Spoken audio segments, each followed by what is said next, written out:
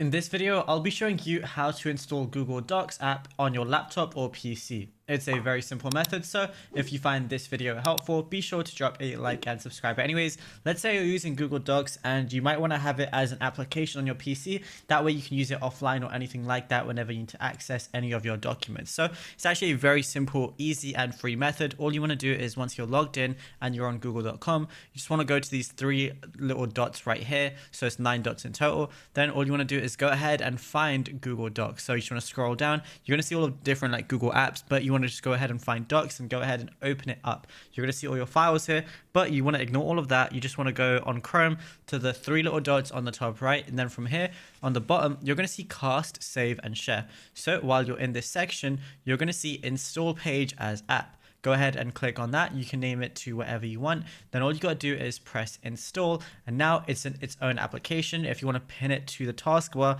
you can also do that as well, but it's as simple as that. Now if you found this video helpful, be sure to drop a like and subscribe, and also let us know in the comments what more tutorials you want from this channel in the future.